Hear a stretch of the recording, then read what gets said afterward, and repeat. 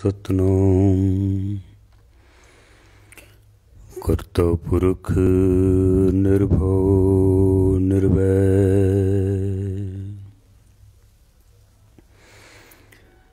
अकाल मूरत अजूनी सैभं गुर प्रसाद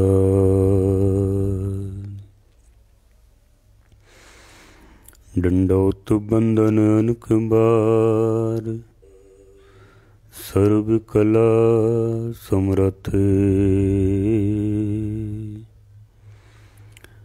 डोलन ते रखो प्रभु नानक दे कर हथ डोलन ते रखो प्रभु नानक दे कर हथ।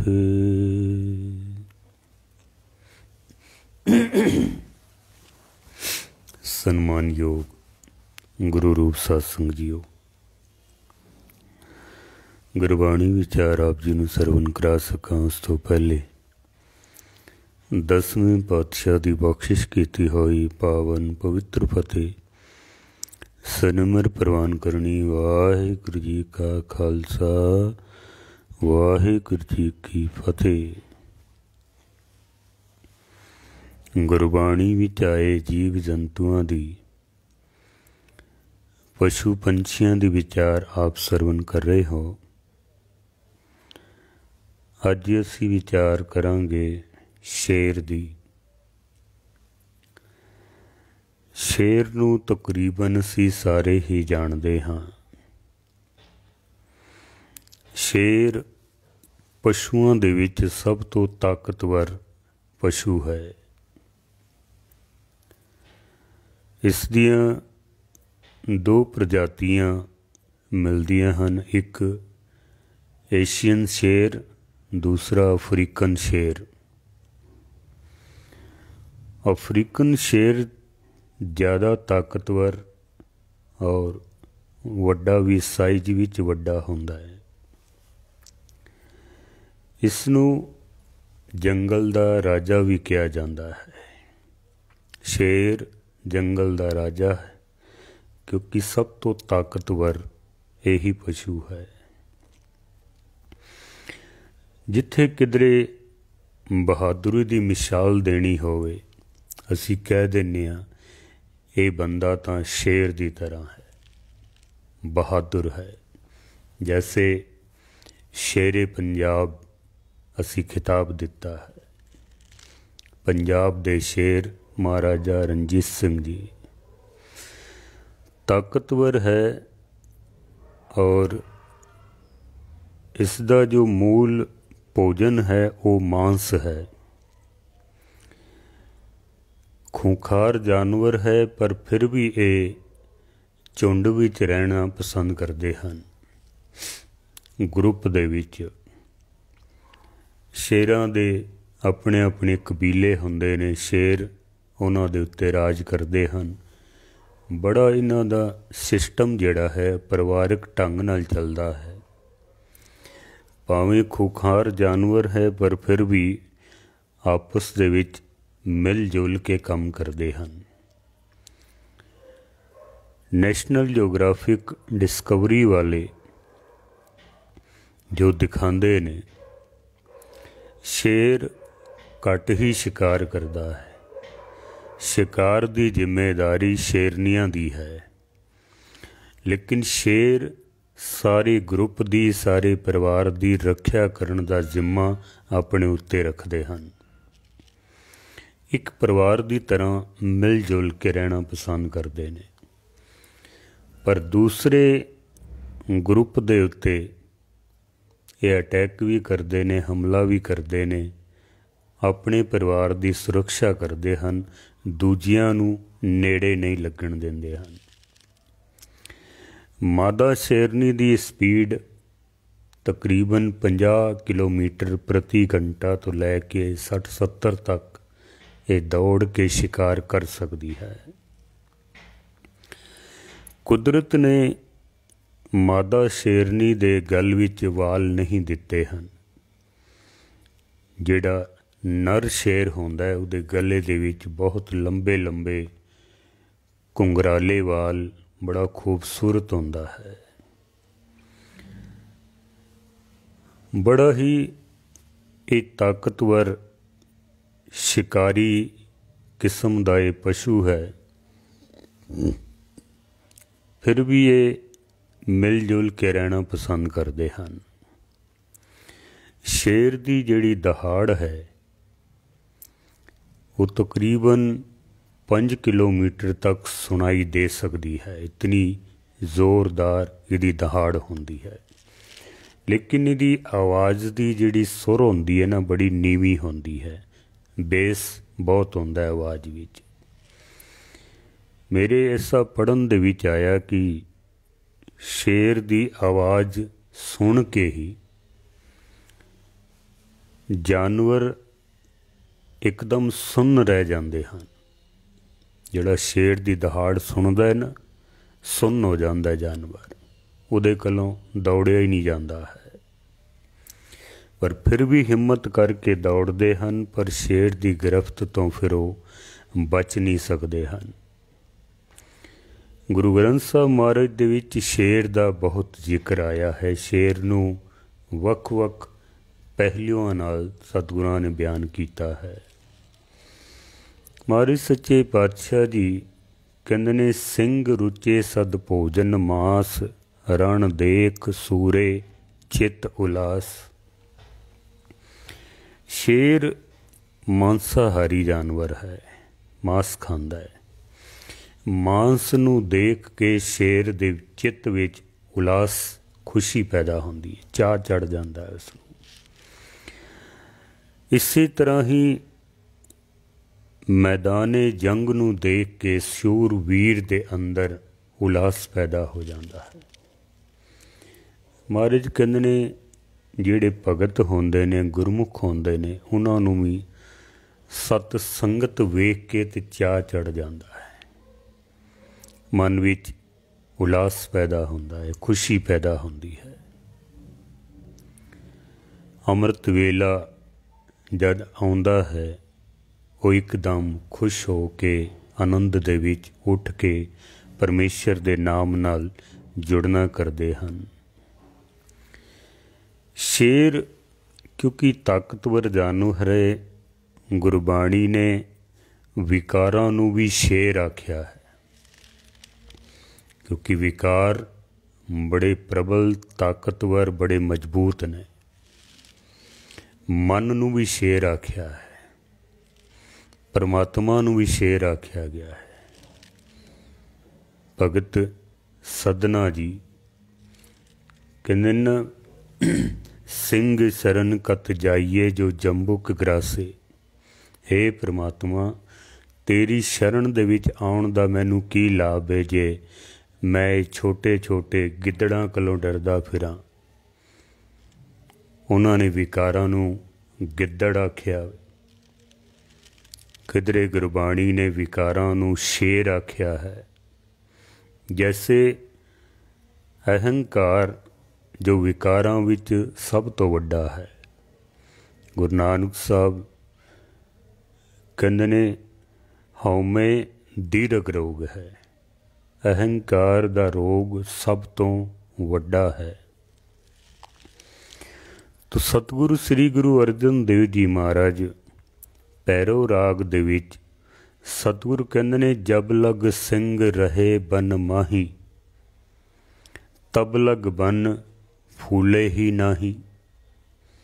ਜਿੱਥੋਂ ਤੱਕ ਇਸ ਹਿਰਦੇ ਰੂਪੀ ਬਨ ਦੇ ਵਿੱਚ, ਜੰਗਲ ਦੇ ਵਿੱਚ, ਜਾਂ ਬਗੀਚਾ ਕਹਿ ਸਕਦੇ ਹਾਂ ਅਸੀਂ, ਇਸ ਬਗੀਚੇ ਦੇ ਵਿੱਚ ਜਬ ਲਗ ਸਿੰਘ ਰਹੇ ਬਨ ਮਾਹੀ, ਜਿੱਥੋਂ ਤੱਕ ਅਹੰਕਾਰ ਰੂਪੀ ਸਿੰਘ ਸ਼ੇਰ ਸਾਡੇ ਅੰਦਰ ਹੈ ਨਾ, ਤਬ ਲਗ ਬਨ ਫੂਲੇ ਹੀ ਨਾਹੀ, ਉੱਥੋਂ ਤੱਕ ਪਰਮੇਸ਼ਰ ਰੂਪੀ ਬਰਕਤਾਂ ਦੇ ਫੁੱਲ ਸਾਡੇ ਹਿਰਦੇ ਦੇ ਵਿੱਚ ਖਿਲ ਨਹੀਂ ਸਕਦੇ ਹਨ।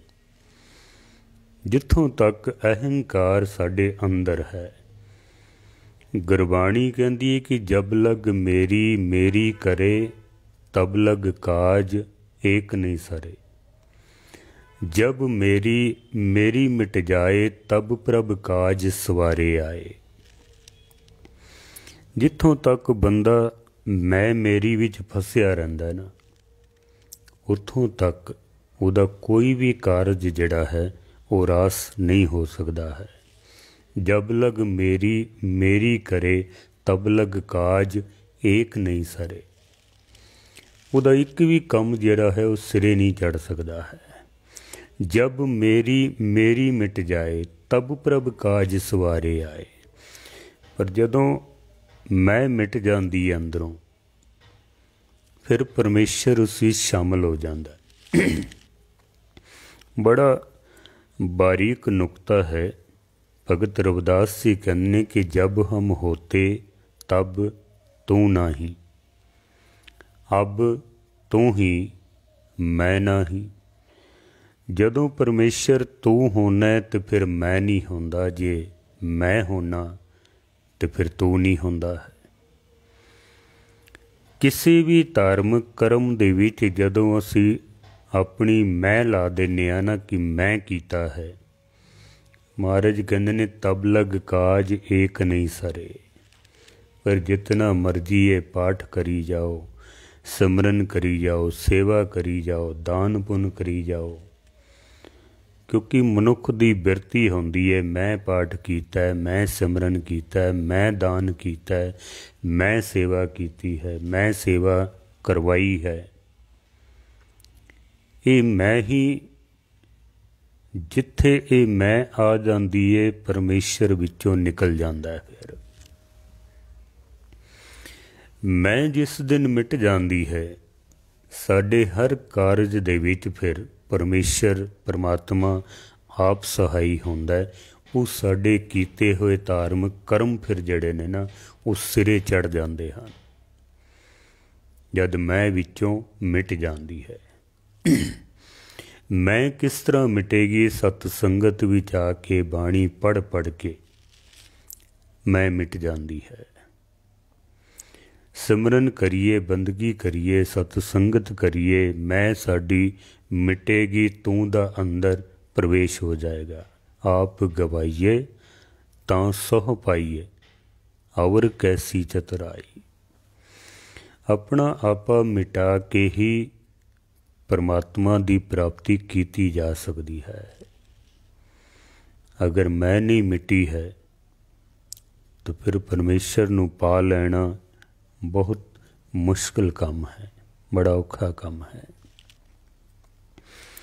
महाराज कहते ने हौमे दीर्घ रोग है, दारू पी समाए।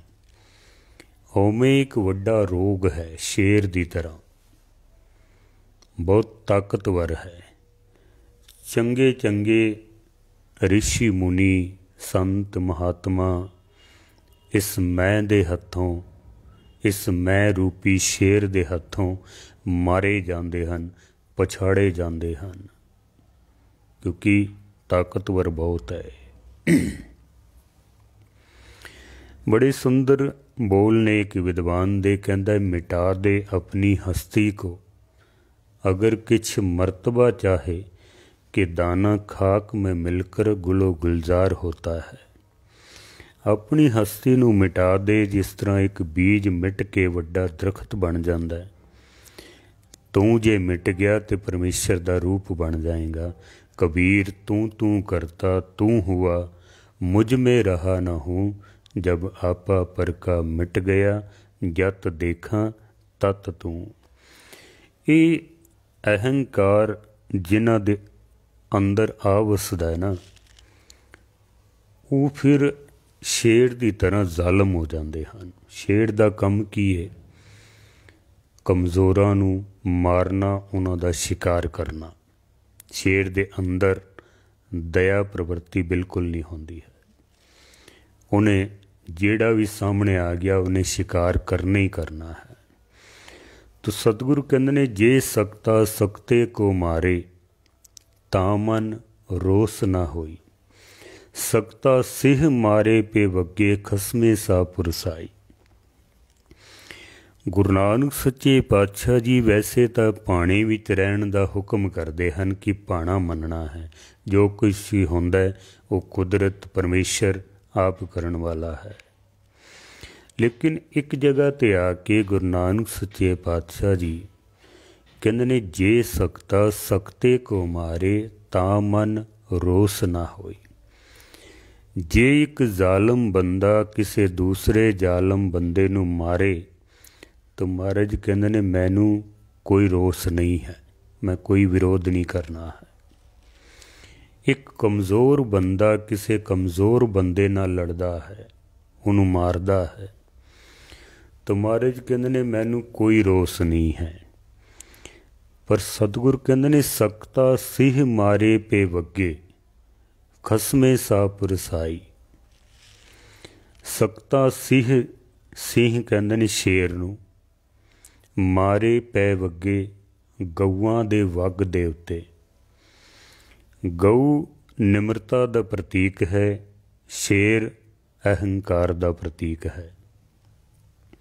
सतगुरु कहंदे ने एक अहंकारी बंदा किसी गऊ वर्गे निमरतापूर्ण बंदे नूं अगर मारदा है तो महाराज कहंदे ने खसमे सा पुरसाई। फिर मैं उस परमेश्वर अगे शिकायत जरूर करांगा कि ऐसा क्यों होंदा पिया है। शेर गऊ नूं मारे, महाराज कहंदे ने मैं अरदास करांगा भी हे निरंकार ऐसा क्यों होंदा पिया है। ये मैं विचार चलो बाद विच आप जी दे सन्मुख रखना वा। पहले कुछ पंक्तियां आप जी नूं सरवण करा दियां। महाराज सच्चे पातशाह जी बाणी विच जिथे चंगियाई है बुरियाई है उसनूं भी महाराज ने शेर की तरह आख्या है। कि जिहड़ी बुरियाई किसी मनुख दे अंदर प्रविष्ट हो जाती है, प्रवेश कर जाती है, बंदा फिर शेर की तरह हो जाता है। सतगुरु कहंदे ना चंगियाई आलख करे बुरियाई होए शेर। बंदा चंगे कम्मां वास्ते ते आलस करदा है, बुरियाई होए शेर। ते जिथे बुरियाई करनी होंदी है ना उत्थे बंदा बिल्कुल शेर बन जाता है। शेर जिवें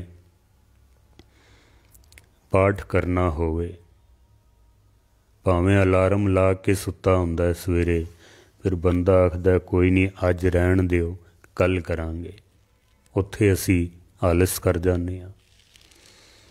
गुरुद्वारे सत संगत दा समा होया वे, कथा कीर्तन दा समा है, बंदा आखदा चल अज रहण दे कल करांगे, देर नाल चलांगे, अरदास होण विच अजे बड़ा समा बाकी है।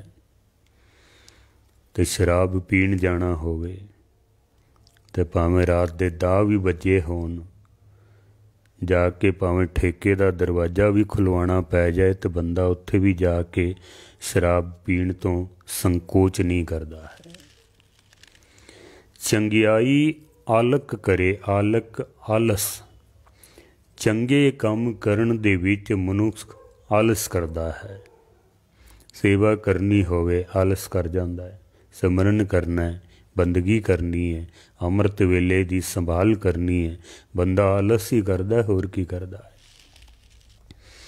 पर जिहड़े बुरे काम करने होन, जुआ खेडना होवे, शराब पीनी होवे, मंदे कर्म करने होन, चोरी करनी होवे, डाके मारने होन, उत्थे बंदा फिर बिल्कुल शेर बन जाता वे।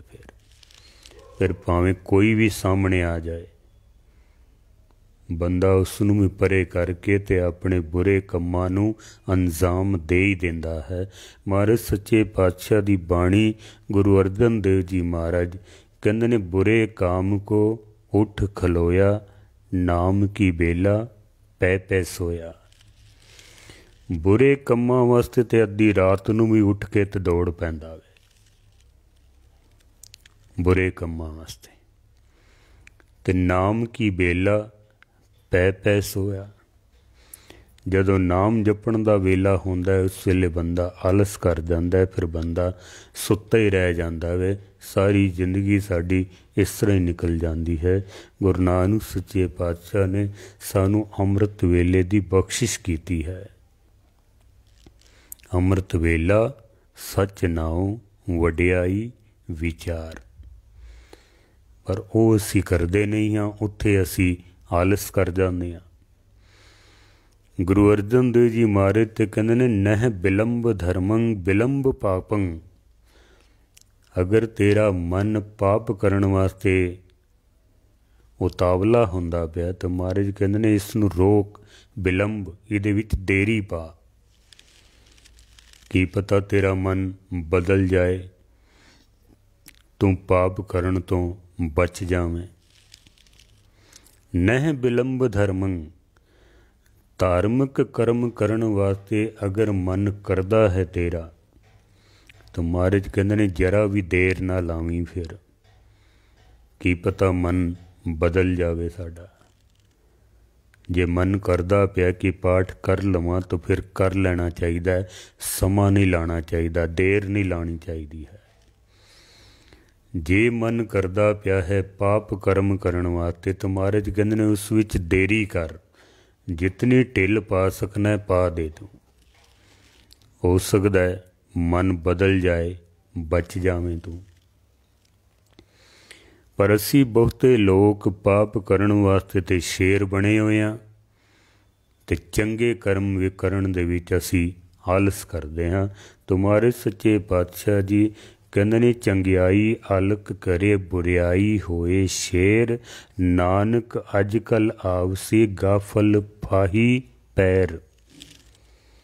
ਜੇ ਤੂੰ ਚੰਗੇ ਕਰਮ ਕਰਨ ਦੇ ਵਿੱਚ ਆਲਸ ਕਰਦਾ ਪਿਆ ਨਾ, ਅੱਜ ਜਾਂ ਕੱਲ੍ਹ ਮੌਤ ਦੀ ਫਾਹੀ ਤੇਰੇ ਗਲ ਵਿੱਚ ਪੈ ਹੀ ਜਾਣੀ ਹੈ।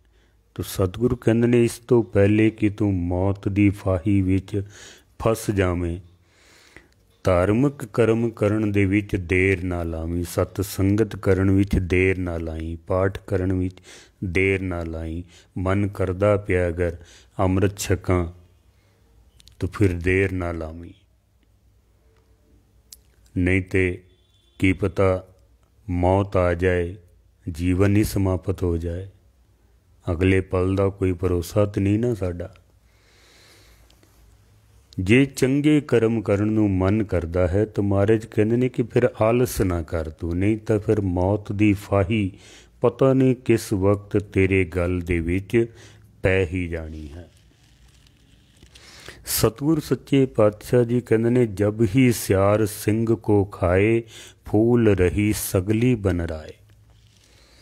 ਜਬ ਹੀ ਸਿਆਰ ਸਿੰਘ ਕੋ ਖਾਏ, ਸਤ ਸੰਗਤ ਦੇ ਵਿੱਚ ਜਦੋਂ ਅਸੀਂ ਜਾਵਾਂਗੇ, ਪਰਮੇਸ਼ਰ ਦੇ ਨਾਮ ਦਾ ਸਿਮਰਨ ਕਰਾਂਗੇ, ਇਹ ਨਿਮਰਤਾ ਰੂਪੀ ਸਿਆਰ, ਸਿਆਰ ਕਿਉਂਕਿ ਕਮਜ਼ੋਰ ਹੁੰਦਾ, ਡਰਪੋਕ ਹੁੰਦਾ ਵੇ, ਇੱਥੇ ਮਿਸਾਲ ਦਿੱਤੀ ਹੈ, ਤਸ਼ਰੀਹ ਦਿੱਤੀ ਹੈ, ਨਿਮਰਤਾ ਸਿਆਲ ਦੀ ਤਰ੍ਹਾਂ। ਨਿਮਰਤਾ ਦੇ ਨਾਲ ਹੀ ਅਹੰਕਾਰ ਨੂੰ ਮਾਰਿਆ ਜਾ ਸਕਦਾ ਹੈ।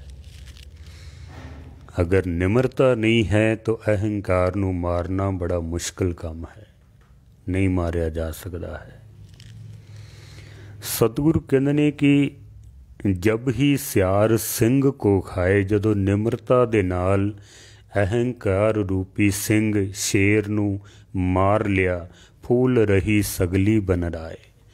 ਫਿਰ ਅੰਦਰ ਜਦੋਂ ਨਿਮਰਤਾ ਆ ਗਈ ਨਾ, ਤਾਂ ਪਰਮੇਸ਼ਰ ਦੀਆਂ ਜਿਤਨੀਆਂ ਵੀ ਬਰਕਤਾਂ ਰੂਪੀ ਫੁੱਲ ਹਨ, ਉਹਦੀਆਂ ਰਹਿਮਤਾਂ ਰੂਪੀ ਜੋ ਫੁੱਲਾਂ ਦੇ ਦਰਖਤ ਹਨ, ਉਹ ਸਾਡੇ ਇਸ ਹਿਰਦੇ ਰੂਪੀ ਬਗੀਚੇ ਦੇ ਵਿੱਚ, ਮਹਾਰਾਜ ਕਹਿੰਦੇ ਨੇ ਸਾਰਾ ਬਗੀਚਾ ਹੀ ਪਰਮਾਤਮਾ ਦੇ ਰਹਿਮਤ ਰੂਪੀ ਫਲਾਂ ਦੇ ਨਾਲ, ਫੁੱਲਾਂ ਦੇ ਨਾਲ ਮਹਿਕਣ ਲੱਗ ਪੈਂਦਾ ਹੈ, ਜਦੋਂ ਅਸੀਂ ਅਹੰਕਾਰ ਨੂੰ ਮਾਰ ਲਿਆ ਹੈ। ਸਤਿਗੁਰੂ ਜੀ ਨੇ ਪੰਜਾਂ ਵਿਕਾਰਾਂ ਨੂੰ ਸਿੰਘ ਦੇ ਨਾਲ ਤਸ਼ਰੀਹ ਦਿੱਤੀ ਹੈ, ਸ਼ੇਰ ਦੇ ਨਾਲ। ਪੰਚ ਸਿੰਘ ਰਾਖੇ ਪ੍ਰਭ ਮਾਰ, 10 ਬਿਗਿਆੜੀ ਲਈ ਨਿਵਾਰ। ਸਤ ਸੰਗਤ ਰੂਪੀ किले दे विच जाके जदों सिमरन कीता, बंदगी कीती, निमरता अंदर प्रवेश कर गई। निमरता दे नाल उस अहंकार रूपी शेर नूं मार लिया। गुरु दी रहमत दे नाल पंजां विकारां नूं जद असीं मार लिया ना, तो महाराज कहंदे ने फिर जिहड़ियां 10 इंद्रियां सन, 10 बगियाड़ सन। हुण देखो, एक जगह निमरता नूं बगियाड़ आख्या, एक जगह इंद्रियां नूं बगियाड़ आख्या गया है। सतगुरु कहंदे ने जदों गुरु दी किरपा होई, बख्शिश होई, अहंकार, लोभ, काम, क्रोध, मोह, ये पंजे सिंह जड़े ने गुरु दी किरपा नाल जद मैं मार लए, तो फिर 10 जड़े बगियाड़ सन, सतगुरु कहंदे ने वो भी मेरे वस दे विच आ गए हन। निहत्ते 5 जवान मैं गुर थापी दित्ती कंड जियो। गरीबी गदा हमारी खन्ना सगल रैन छारी, इस आगे को ना टिके बिकारी। गुरपूरे ए गल सारी। गुरु अर्जन देव जी महाराज कहते ने निमरता दे खंडे दे नाल असी इन्हां पंजे विकारां रूपी शेरां नूं मार लिया है। ते जद मर जाते ना, तो फिर महाराज कहते ने सिंह बिलाई होएगा तृण मेर दिखीता। गुरु अर्जन देव जी महाराज का शब्द है। सतगुरु कहते ने जदों गुरु की रहमत होई, बख्शिश होई, तो फिर ऐसी बख्शिश झोली विच पै जाती है कि पिंगल पर्वत पार परे खल चकत चतर बकीता। अंधले त्रिबुण सूजिया गुर भेट पुनीता। महिमा साधु संग की सुनो मेरे मीता। गुरु की महिमा नूं सुनो। ते गुरु की महिमा की है? मैल खोई कोट अग हरे निर्मल पए चीता। मन जो है, चित्त जो है, वो निर्मल हो जाता है। सतगुरु कहते ने सिंह बिलाई होए गयो तृण मेर दिखीता। श्रम करते दम आड को ते गनी तनीता। सिंह बिलाई होए गयो। गुरु दी किरपा दे नाल, सत संगत दी बख्शिश दे नाल जेड़ा विकारां रूपी अंदर शेर सन, महाराज कहते ने वो बिलाई बिल्ली की तरह बन गया है। पाओ शेर भी निमरता दे विच आ गया है। अहंकार, विकार, ये शेरां दी तरह जो ताकतवर सन, गुरु दी किरपा दे नाल ये बिल्ली की तरह निमरता दे विच तब्दील हो गए हैं। सतगुरु सच्चे पातशाह जी की पवित्र बाणी दे विच शेर दे प्रथाएं बहुत सारियां पंक्तियां हैं। महाराज कहते ने अजा पुगंते कंद मूलंग बसंते समीप कहरे। तत्र गते संसार नानक शोक हरखंग व्यापते। अजा पुगंते कंद मूलंग बसंते समीप कहरे। कोई बंदा किसे बकरी नूं वधिया खाण वास्ते पौष्टिक चीज़ां देवे ते बन देवे उसनूं शेर दे कोल, वो विचारी दा खाधा पीता जितना भी है ना सब व्यर्थ चला जाएगा। शेर दे कोल बन दईए तो इत्थे हुण महाराज कहंदे ने मनुख दे अंदर हर वक्त डर बनिया होया वे।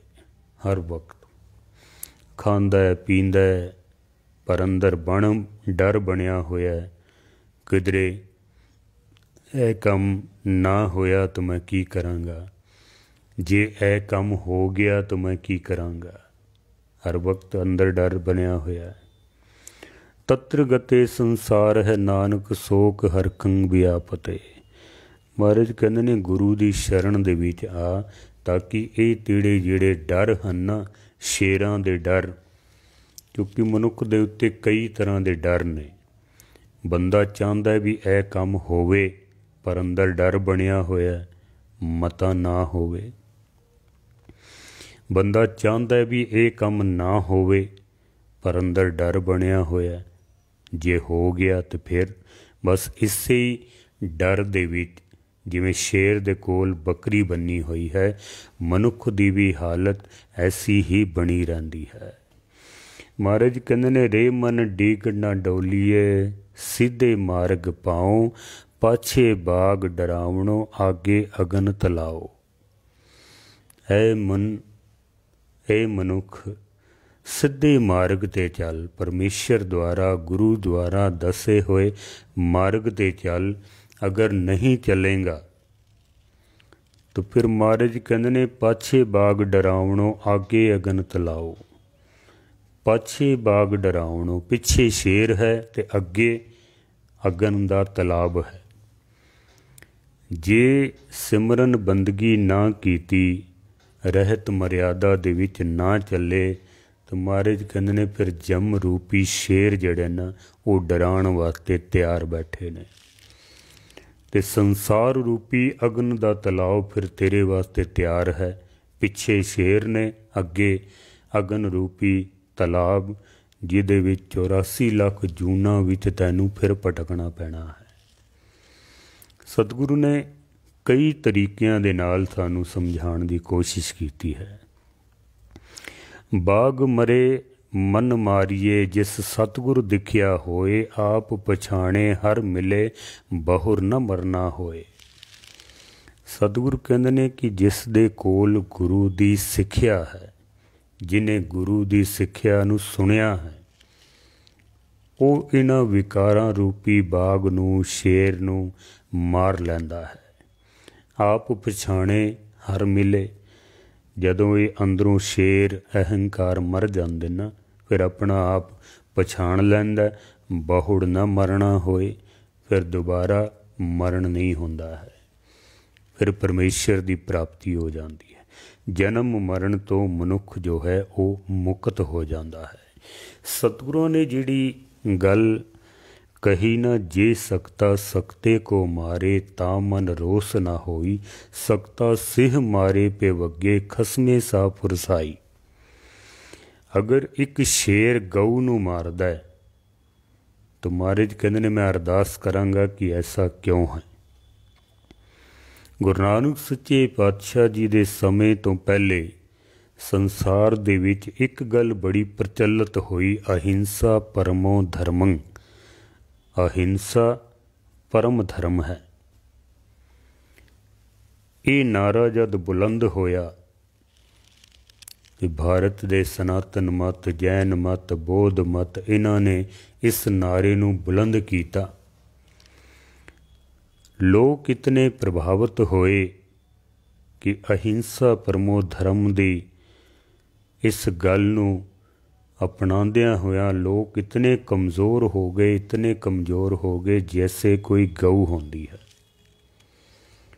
ਅਤੇ ਜਦੋਂ ਮੁਗਲਾਂ ਦਾ ਰਾਜ ਹੋਇਆ, ਮੁਗਲ ਇਸ ਤਰ੍ਹਾਂ ਆਏ ਜਿਵੇਂ ਸ਼ੇਰ ਆਉਂਦੇ ਹਨ। ਅਹਿੰਸਾ ਦੇ ਪ੍ਰਭਾਵ ਹੇਠ ਲੋਕ ਕਮਜ਼ੋਰ ਬਣ ਗਏ ਗਊ ਦੀ ਤਰ੍ਹਾਂ।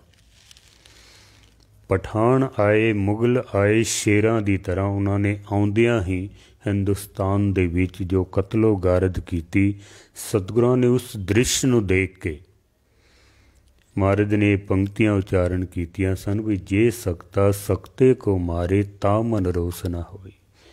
ਇੱਕ ਗਊ ਦੀ ਤਰ੍ਹਾਂ ਕਮਜ਼ੋਰ ਹੋ ਚੁੱਕਾ, ਇੱਕ ਸ਼ੇਰ ਦੀ ਤਰ੍ਹਾਂ ਜ਼ਾਲਮ। ਮਹਾਰਾਜ ਕਹਿੰਦੇ ਨੇ ਇਹ ਠੀਕ ਨਹੀਂ ਹੈ।